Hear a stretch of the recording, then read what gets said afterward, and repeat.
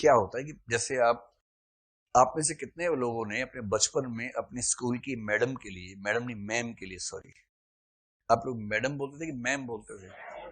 Ma'am बोलते होंगे ना। जैसे बकरी मिमी आती है ना, ऐसे ही वो भी मैम जैसी आवाज आती है, कुछ कुछ वैसा भाव आता है। मेम, बेन, गुजरात में होंगे ना, गुजरात में बेन चलता है। तो आप में से कितने बच्चों ने अपने बचपन में अपनी मैम के लिए अपने हाथ से कार्ड बनाया था? हाथ खड़ा करे जरा, ईमानदार से हाथ खड़ा कर दीजिए। मैम या सर किसी के लिए भी, मतलब कोई भी स्कूल में ऐसा, अब शर्माइए मत, ईमानदार से हाथ खड़ा कर लीजिए। ये क्या होता है यार, ये क्या है? ठीक से बुलंदी से हाथ खड़ा करो। इनसे कह रहा हूं, ये ऐसे कर रहे हैं, ऐसे देखिए, इसका मतलब होता है आशीर्वाद दे रहे किसी को आप, वो ऐसे करके देते हैं आशीर्वाद, तो वो बाद में देना भाई।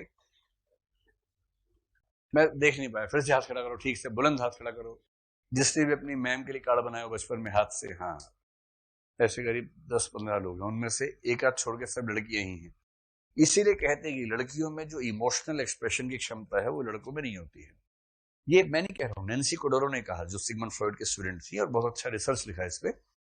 उस रिसर्च का नाम है द मेल इन एक्सप्रेसिवनेस। पुरुष एक्सप्रेसिव नहीं होते, ऐसा नहीं कि उनके मन में भाव नहीं आता, पर वो अपने भावों को पी जाना सीख लेते हैं, व्यक्त करना नहीं सीख पाते हैं। और इसलिए किसी भी इमोशनल मोमेंट में वो बाहर जूतों की लाइन सही करते हुए दिखाई पड़ते हैं, या गिलास विलास ठीक रखवा रहे होते हैं, व्यवस्था में लग जाते हैं, ताकि इमोशंस व्यक्त ना हो जाए। जहां रोने पीटने का मामला हो, जैसे बहन की डोली उठ रही है, पापा की मजबूरी है वहां होना ही, कोई गाना बज रहा है, बाबुल की दुआएं लेती है, तो बाबुल कहाँ जाएगा, बाबुल को तो वहां रहना ही रहना है। तो वहां तो बाप फाइनली फट पड़ता है, उस दिन तो रो ही पड़ता है।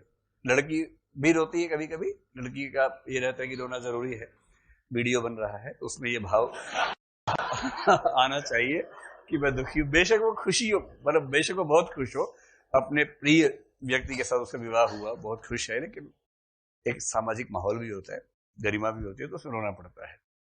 और रोना आता भी है कि भाई जिस घर में पूरा जीवन गुजारा वो घर छूट रहा है। बाप की तो कमजोर नस होती है बेटी, तो बाप तो झेल नहीं पाता है। जो भाई भाई होते हैं ना, सब भाई और कजिन टाइप के, उनके सामने मूल चुनौती है कि आंख से आंसू ना निकले, क्योंकि जिस जिस पर उनका निशाना है वो देखेंगे कि रोता है तो शायद नंबर कम हो जाए, तो वो व्यवस्था में लग जाते हैं। जी,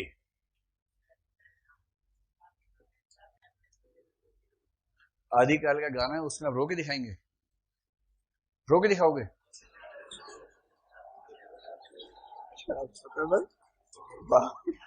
पहली बार ऐसी परफॉर्मेंस।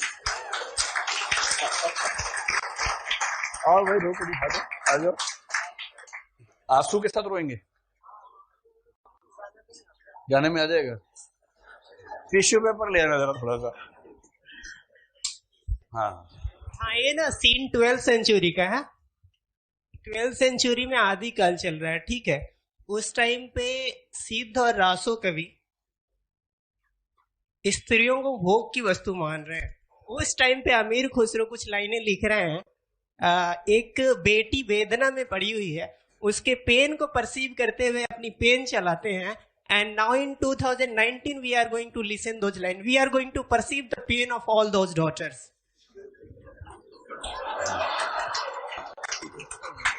भैया को दी है बाबुल महला दो महला, हमको दीजिए परदेस, सुन बाबुल मोरे, मैं तो हूँ बाबुल तेरे खूटे की गैया।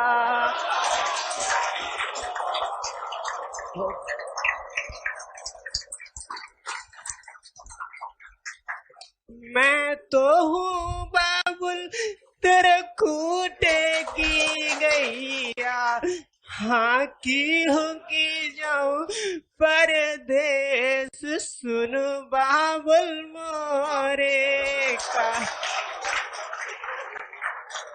कहे को भी है परदेस, सुन बाबुल मोरे, भैया को भी है बाबुल महला दो महला, को दीजिए परदेस।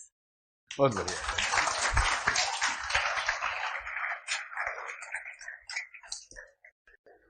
हमें लगा आप सच में रो के दिखाएंगे, देखिए ये मंगवाया। चलिए वापस आए। तो लघु मानव वाला कंसेप्ट आपको पता ही है, उसमें दो विचारकों के शब्दों का इस्तेमाल करेंगे।